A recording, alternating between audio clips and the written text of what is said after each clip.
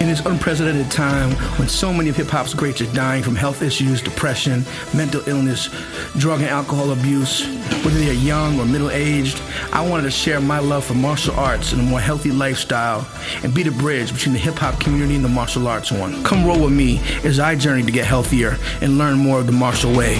This is Rolling with Ronin. We don't like, we never give a person away. You gotta do it that way. So if I toss on the floor to you, I'm not trying to be rude. Okay, that's what we are. So, do you want me to be, okay, lunging? 1, 2, 5, 6. Slashing to the neck.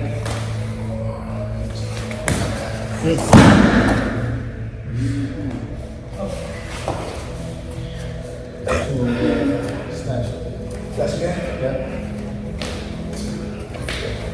6, 7.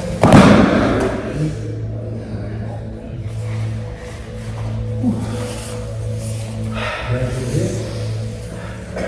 1, 2, 3, 4, 5, 6.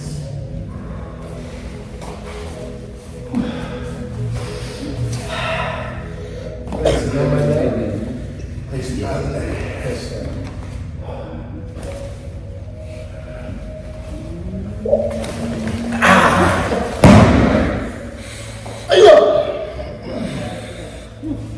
And I'm dead.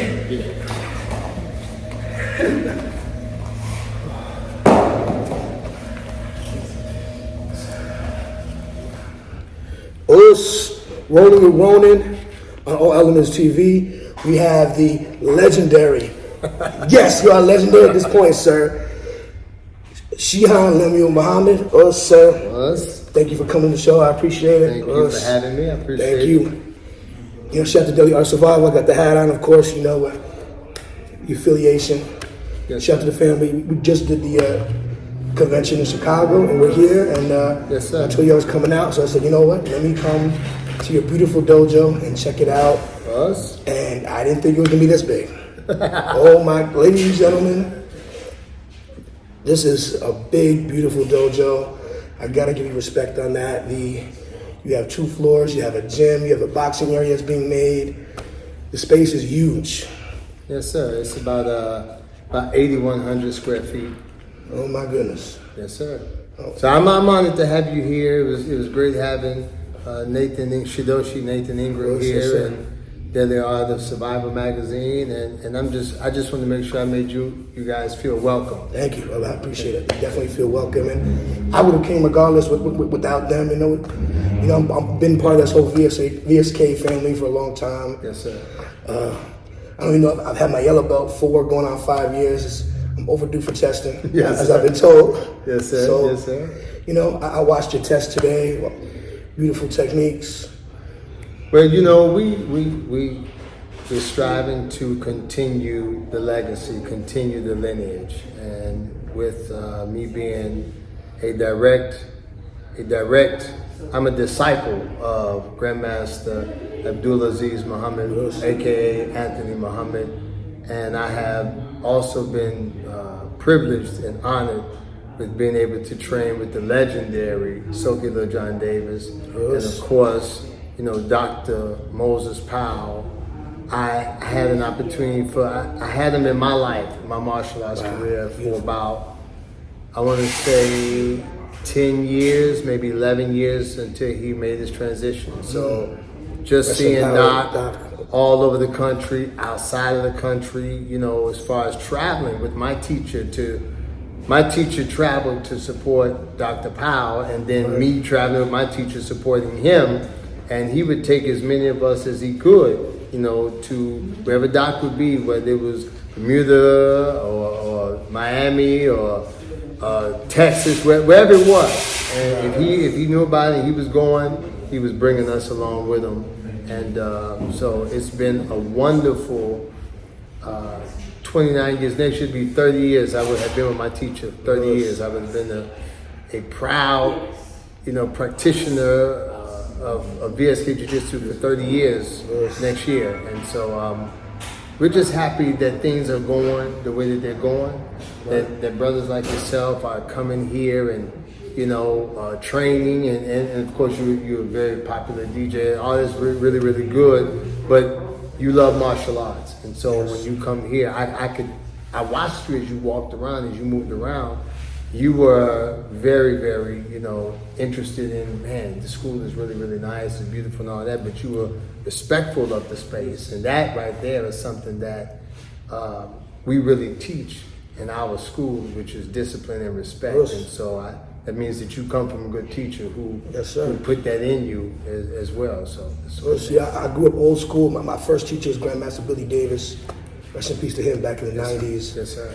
And everything was by the book, old school, respect, discipline. And, that's how I grew up. You bow when you enter, you bow when you leave the dojo, the mat. You ask permission for anything.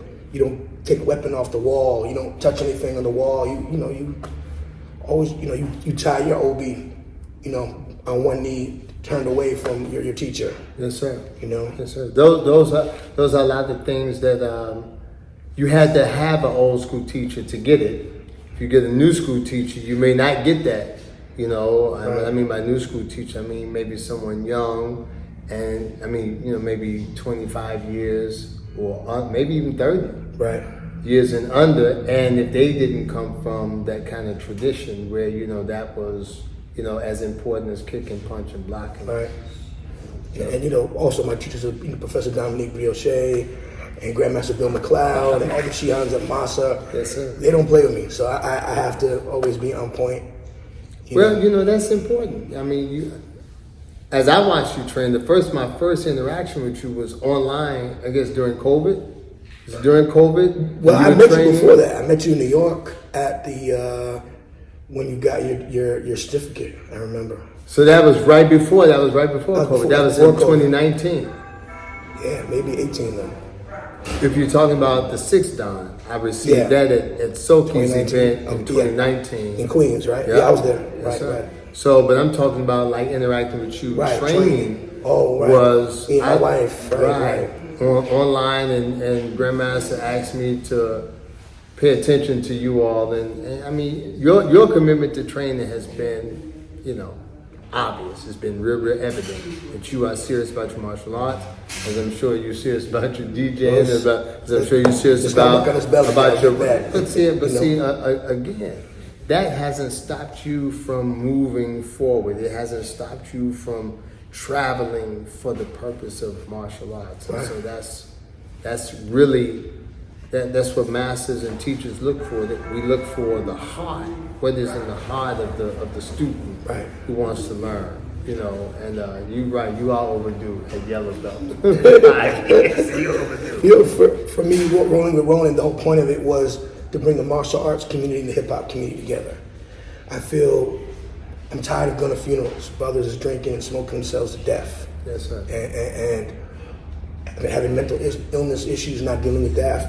To me, martial arts is also therapy. Yes, sir. You had a bad day, go to the dojo, work it out. Yes, sir. It brings you a peace that many things can't. And I feel if more people trained at a proper school with discipline, we just have a better world in general. Absolutely. I agree with you 1,000%. People who don't know believe that, okay, if I take martial arts, I'm going to be more violent. If I take martial arts, I'm going to want to fight more. But if you train underneath a qualified instructor who actually has some moral values and some ethics, we're going to train you not to use your martial arts except in self-defense of yourself, your family, your loved ones, and in defense of people who maybe cannot defend themselves. Those are the reasons to use your martial arts. Right. So martial arts, if it were, say, a part of like public school curriculums, it would probably reduce some of the fighting that's going on and some of the violence, because under a qualified instructor who's getting into your mind, and into your heart, as well as putting muscles into your body, you're going to reflect your teacher. Now, there's always going to be a Ronin or a rogue or somebody who's going to not reflect that, but that's going to be a minority. The majority of people are going to do right. Look at Japan. They have judo, karate in the school. I think one or the other is usually required. And I think it should be. But I mean, again, the United States of America doesn't come that way. I mean, I think, I don't know what boxing, I mean, I probably should do more study. I don't know what boxing originated from. It probably originated... The English boxing, but I mean, they had boxing before that. But maybe boxing in schools would be good too. I don't know, just boxing, some kind of discipline, but not enough. Because you gotta give youth an outlet for that energy.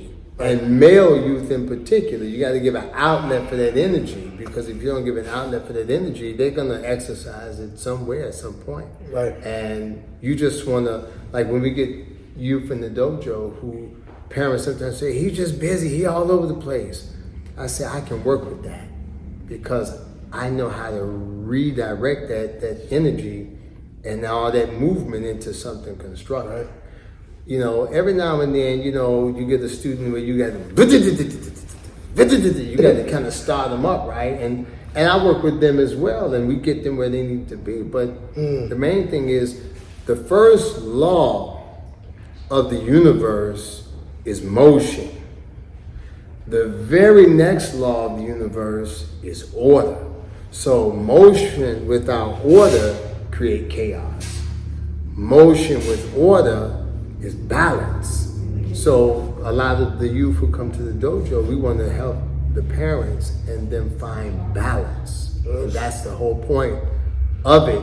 And that's why the youth, from one standpoint, youth are like the bread and butter of a dojo, right? Right. But from the other standpoint, which is much, much more deeper, is that the youth are the future. And if we don't put the right thing into the future before it become the result of the future starts today. Right. You know what I mean? We gotta put the right mindset on them. We gotta put the right values, the right information in the mind so that the future result will be something desirable, something favorable, something that has more longevity. Because what's happening today has no longevity. That's why they're dying very young, very quickly.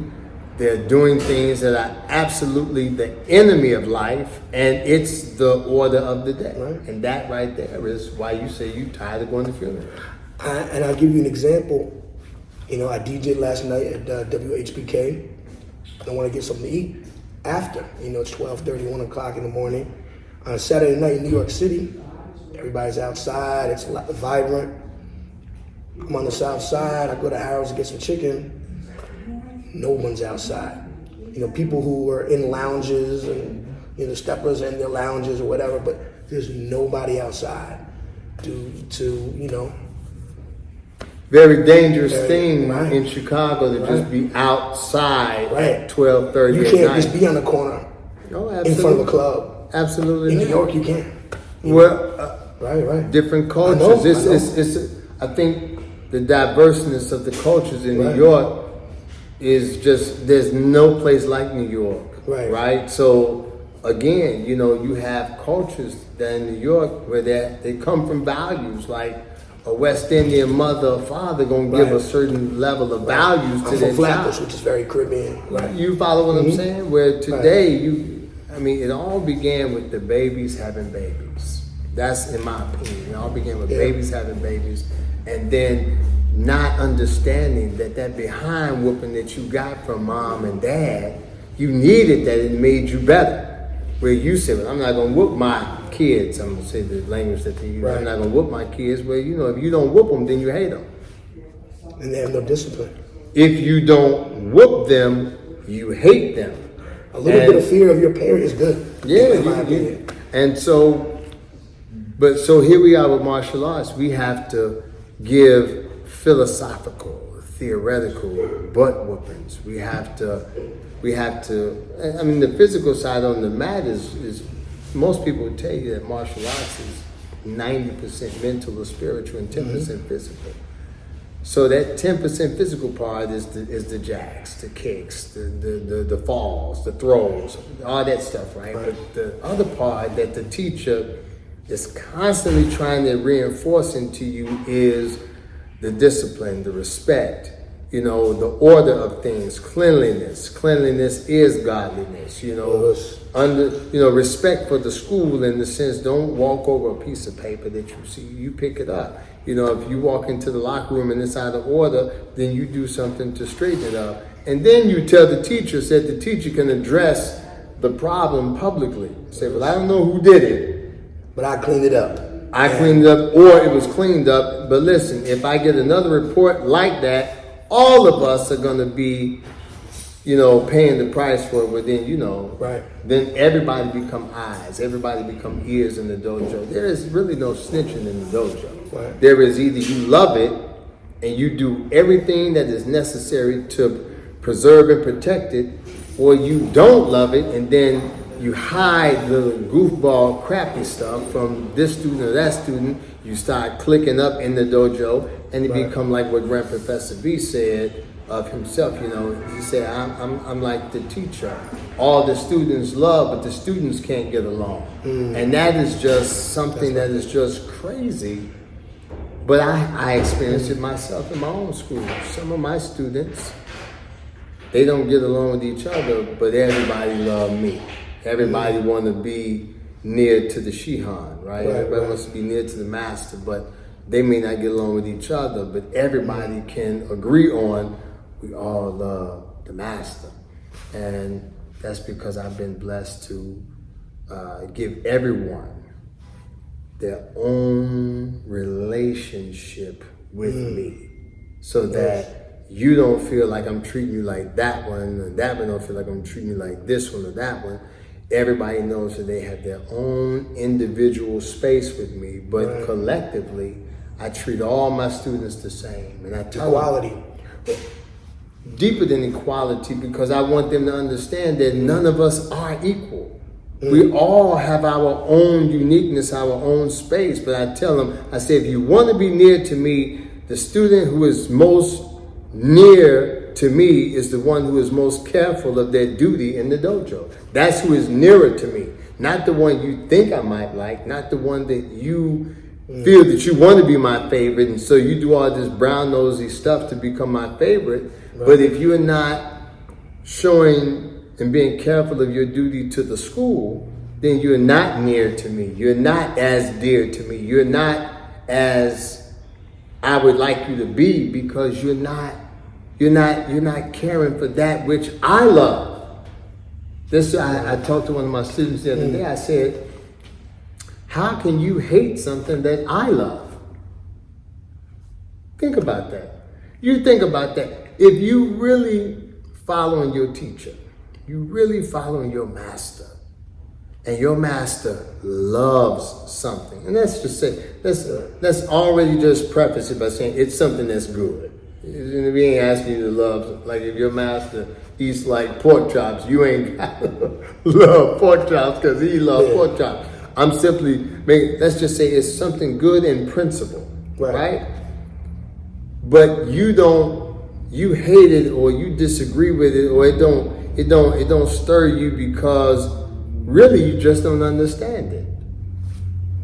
But the main thing is that if I'm studying the life, and this is what I learned from Grandmaster Abdulaziz Muhammad, my teacher, you must study the life of your teacher. Yes. Not just what they're doing on the mat. You got to study their entire life. You got to look at them like something to be observed. Why is that like that? Why is this over here? Why does he do that? Why does he say this? You got to study the whole person.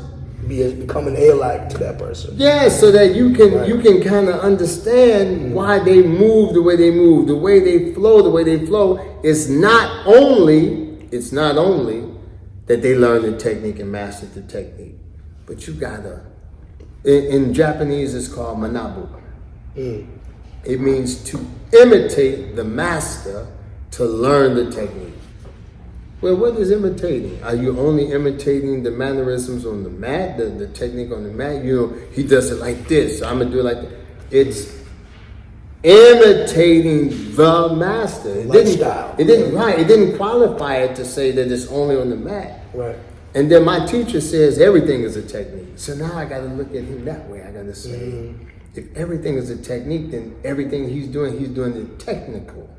It's not just something. It's not happenstance. It's not coincidence. How he says this, how he does that, how he feels about this, how he don't feel about that. That is what you were saying. You know, when you coming into line with them, but you can't come into line with something that you don't see properly. Right. If the line is blurred, you think you're on the line, but the line is blurred. You might be looking at the blurry part that is not the line, right? Okay. I'm talking to you. No, I can relate to that. There's, shout out to Grandmaster Bill McLeod. You know, his system, urban contemporary jiu-jitsu, is what I'm currently studying. Yes, sir. And, of course, there's the Kute-Ru, the Sanuka side of it, the boxing. There's also a little kung fu, some sticky hands, and that I enjoy. And at first, the Aikido stuff, some of it I wasn't taking to. But then, as I learned to blend it more in with the Jitsu, and I learned other ways to do a kote gesh, not just using my thumbs, using my hand, and having leverage, and just the flow of certain techniques, other ways to sweep and throw and lock, and just and I grew to appreciate it more, Yes, sir. But that's, at first I was like, I don't want to do this, but you know what? Let me absorb this. My teacher loves this. Let me learn why and do it more. Yes, sir. Well, see, that's the right attitude. My teacher loves this, so let me study him or her. Your teacher, right. You said, Professor Dominique B, right. very good friend of mine. Right. She's a beautiful practitioner, martial artist. She's very level-headed. I even, I don't know, about maybe 4 or 5 years ago, I asked her if she would be mentor to the women in my school as someone who has weathered many storms in the dojo, who has went through many different things being female in the dojo, and in a space dominated by males, and then coming up through the ranks, having rank, still being looked at as a woman, or still being looked at as maybe less than because she's female, right? So I wanted her to mentor the women in my school, and they still do it to this day. Every Thursday night at 9 o'clock, they have a mentor call where if you are at least 13 years or older and you're in my school, you're supposed to be on that call with her, and they talk about everything from, man, Shihan is crazy, to marital relationships, male-female relationships, right. Girl stuff, I'm sure. I don't know, I'm not on the call. She's one of my mentors still. I can call Professor Dominique and get the best advice. Isn't she very level-headed? She always My wife is still currently training under her. Right. She's taking a break because she's very pregnant right now. Okay. Professor Congratulations. Dominique, thank you. We got a baby boy coming in 3 weeks as of this filming. He'll be on the mat soon. Okay, excellent. But Professor Dominique actually married us. Right, she performed. That's awesome.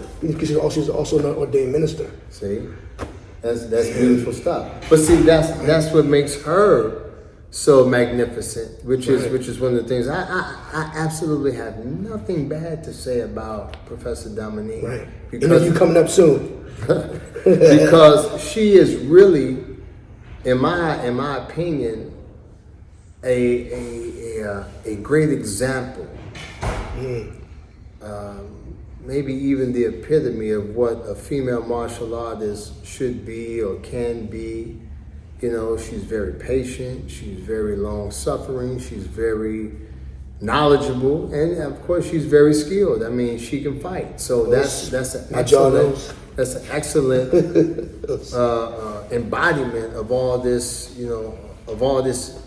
stuff that she just has. And so I wanted her to share that with the women in my school. That's beautiful. And as far as I know, it's still going.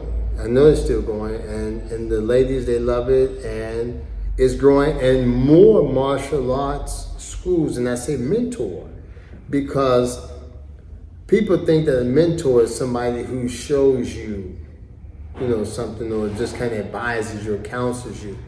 No, a mentor is a person who has done what it is that you are trying to do or seeking to do, and they know the ups, the downs, the workarounds, the work-throughs, the go-throughs, all of that. And so that when you get to a certain point, they know where you are, and they say, you can navigate this way and get this outcome, or you can do this way and get that outcome. That's mentorship, and that's what I wanted her to have with the women in my school. And I believe that it has, for the most part, impacted them very positively. Most definitely, I'm sure. Let's talk a little bit more about you and your history. Where did you originally grow up? You grew up in Chicago? I grew up on the south side of Chicago, a community known as Roseland. Okay. Me and my family, my mom and brothers and sisters, and not all of my brothers and sisters, but four of us, four of my mother's 6 children. And I have, it's 12 of us all together, but Papa was a Rolling Stone. Anyway. Wow. Did you grow up in the Nation of Islam? I was born in the Nation of Islam. My mom was a follower of the Most Honorable Elijah Muhammad during the late 60s, early 70s. And at the time of my birth, my mom was an active member of the Nation of Islam. And so I was born into the Nation of Islam. Through that, I have some images I can still recall in my mind of, going to Mosque Mariam, 7351 South Stony Island. And it wasn't Mosque Mariam then. I think it was Muhammad's Temple number 2 at that time. But since we reclaimed that property, the Imam Mr. Farrakhan named the property Mosque Mariam. So, yeah, I grew up in the Nation, Southside Chicago, Roseland. We moved all over, very nomadic, around Roseland. We lived in at least maybe 5 different places in Roseland, at least 5 different. And so we were in Roseland from 80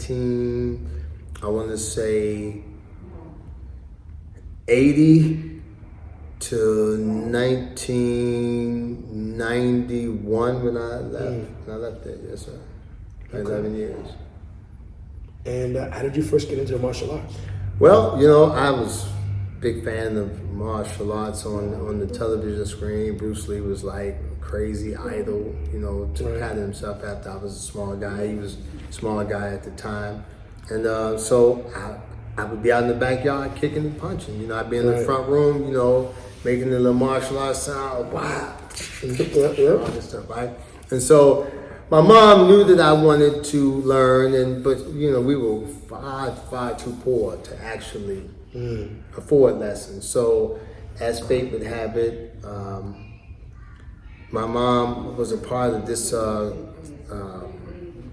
she was like affiliated with this Sunni Muslim group. We had a community center, and in that community center, they had a martial arts instructor. His name was, at the time, Sensei Gregory Myrick.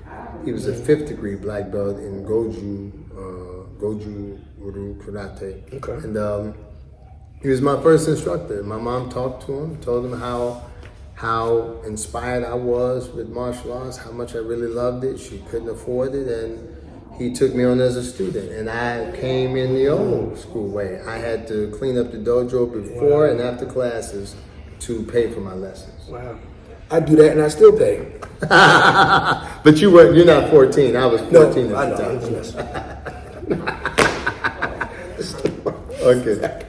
Okay. You heard that, Grandmaster Bill. He said it. All right, anyway. Oof, I get thrown a few times for that one. Yes, sir. So, how long were you studying Goju Ryu? Till about the age of 16, and then my teacher, he became a part of I believe Harold Washington security detail at the time, And then he just, one day I came to the dojo and he just wasn't there anymore. And that's how it was. That was when the relationship ended, because we showed up at the dojo and he wasn't there and the dojo was locked. And, well, it was upstairs. It was above the Roseland Theater. And then, so I didn't have an instructor from like 16 until like 16, right, from about 16 to 19. I would still train and practice with some other guys who were doing martial arts, but none of them were my teacher. How far did you go in Goju at that time? To green belt. I went from no belt. I made it to green belt under him. Very, very solid foundation. Super solid foundation. I mean, stances, kicks, technical part of it. So when I met my next instructor at the age of 20, at the time he was Shihan Larry Tankson. He's now Hanshi Larry Tankson, and I trained with him for about 2 years. I'm definitely familiar with the name. I think I've met some of his he's really big here in the Midwest. Right. He's an amazing martial artist and teacher, and he's very successful and someone that people should know. What's the name of his school? TAC Karate. Right. So at the time, I don't think we were doing TAC. He was calling it something else. So, but nonetheless, he was my second teacher after Sensei Gregory Myrick.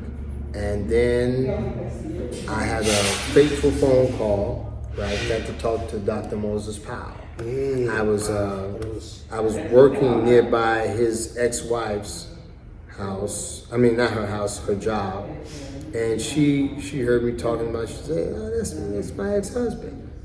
She got him on the phone, called him up just like that. And I got to talk to Doc on the phone. That was my first time talking to him, but it wouldn't be the last time. And then about 9 months later, 10 months later, I meet my master, my teacher, Grandmaster Abdulaziz Muhammad, formerly known as Professor Anthony Muhammad, the Grandmaster Anthony Muhammad. This is when he moved to Chicago? This is when he moved to Chicago. Right. So, and then that was it. I left karate, which was a Shorin-ryu, was what we were learning at Hanshi Larry Tankson School, Shorin-ryu karate. And I wanted to learn that stuff I saw Steven Seagal doing to people in the movies. That was my new attraction. Like, I really liked it. It was gritty, it was kind of rough, the breaks, all that stuff. And see, here's the big thing about Seagal, he's not doing Aikido in the movies, because that's anytime he was hitting somebody, punching them, kicking them, that's not Aikido. That's aki-jitsu. He was doing exactly. Right. So he wasn't doing Aikido, and so that's what I was attracted to, the whole thing. And Steven Seagal is credited with in my opinion, I mean, I guess he was instrumental to some degree in motivating me in this direction. Right. But I met the right teacher. I met Dr. Moses Powell over the phone, and I met his student, at the time he was Professor Anthony. And it's back when they had Worlds Collide. Yes, sir, when Worlds Collide. Flatbush Avenue in Brooklyn. Yes, sir. Right. I actually got to go there and train before. Your teacher, Grandmaster Bill, when I earned my green belt with GM, he took me to New York with him. And Grandmaster Bill introduced me to that sacrifice move he always did. He take people, the one I'm talking about. And the ceiling in the Worlds Collide was not very tall, but man, he did some sick throws and stuff for me to kind of dirty up my green belt a little bit. And then I met Doc that day in person for the first time. It was just, man, it was cool. It was so cool. That was a legendary dojo, and I regret not going there as a kid and training. I was other places, and one of my biggest regrets in life. Yes, but I don't want to bore you with all that part. Well, I just that's okay. That was just what it was. So from there, just training with the Grandmaster Abdulaziz.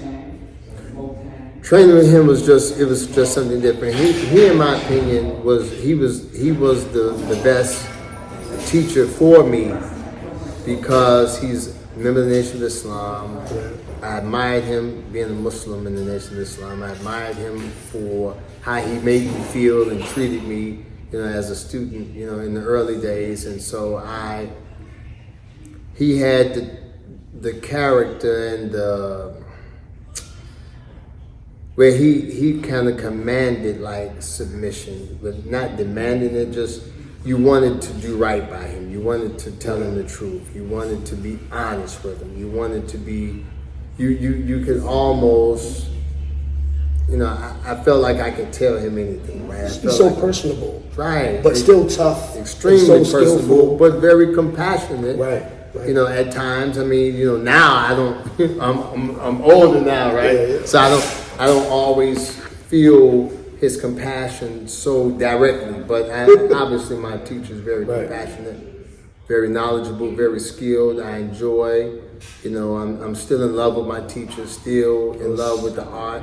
I love his stories. I always sit down and listen to him. But the beauty in that is that you have to be able to you have to study the whole man. You can't just study part of your teacher. You have to study the entire person. Otherwise, you're gonna miss some component. Right. And then what that normally causes is a misstep. It causes a misstep where you make a mistake with your teacher because you wasn't paying attention. You wasn't studying what you needed to study. And then you find out the other side or another side that you just been there too. Right. So you have to be careful. And though most will never say it, we really want you to get certain things without us saying it to you. Sometimes you have to break it down because you may be dealing with a student who just doesn't. They're not getting it.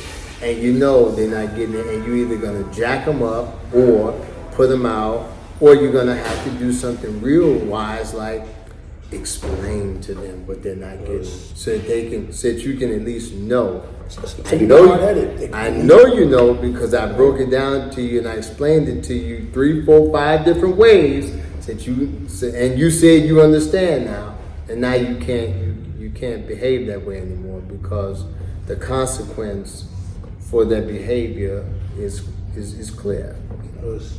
Let's talk a little bit about your school, your location, your website. Okay, our school is Martial Arts World. Our website is vskdojo.com. That's vskdojo.com.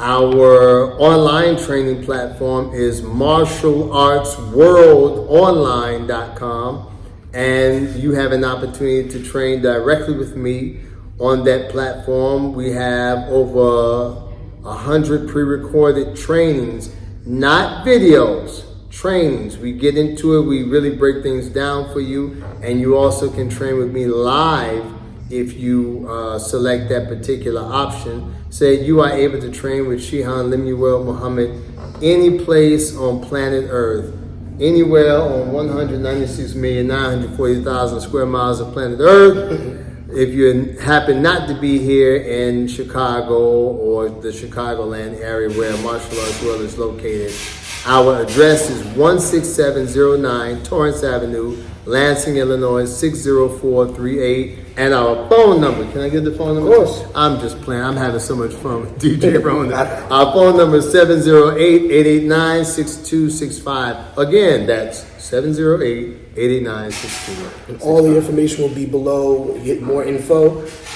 on YouTube. But I did that for him, so he would have it, recorded. So he wouldn't say 6163. I'm playing. Okay. So anything else you want to tell the people? No, sir. I'm honored that DJ Ronin came here to Martial Arts World today. He let me know in advance that he would be here. I'm happy to be a part of this platform. He's a very humble, respectful guy. I mean, he's serious about what he's doing. He's serious about his martial arts, and to be featuring us the way he's doing is it's awesome. More students should definitely take that road, and you learn more by listening. And he's a very, very good listener. And I appreciate you taking the time coming out here today.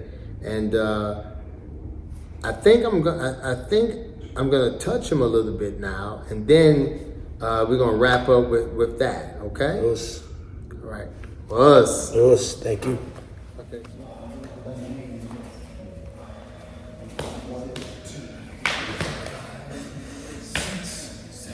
You have to take that fall, bro. I mean, I'm trying not to hit you too hard. That was the shape? No, it's just that, man. We good. Just make sure you land it. 1,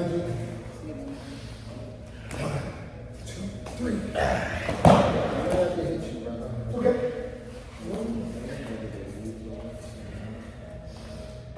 One side here.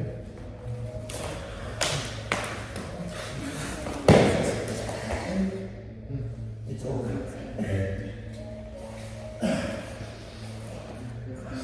Come slash and miss and come back with the backhand. Yes, sir. 1, 3, 4. Drop that weapon. That's it. I'm just trying to get my man to drop the weapon. See this? It's flexible, Shihan. Okay? Again, same movement again. 1. Keep him coming up.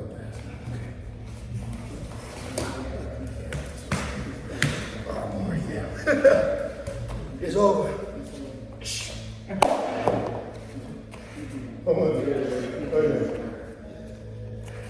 That stick was real. Absolutely. One hit, it's over. One, 2, 3. Side here. That's simple. Break the patella here. Strike.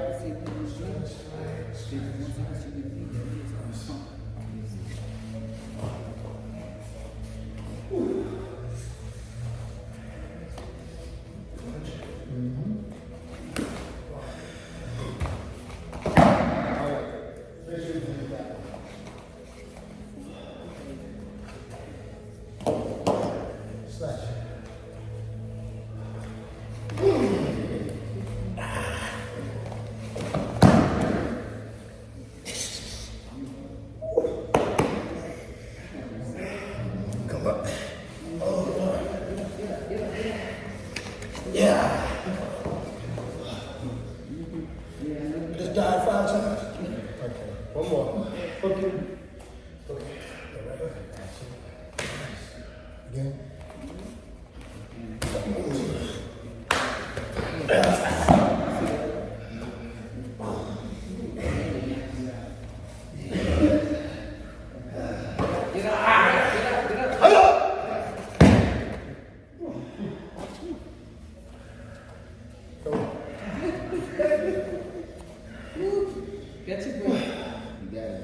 One more, last one. Come grab here. 1, 3, 5, 6. Right this way. Yeah. Wuss. Thank you, cheers.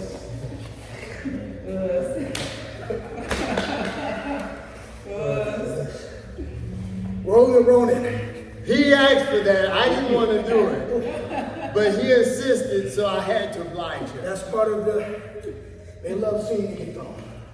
Thank you very much. Thank you for having us. Haven't been on the mat in 4 weeks, been under the weather. It's good to be back. That shit worked my katana, my sword. Peace, y'all.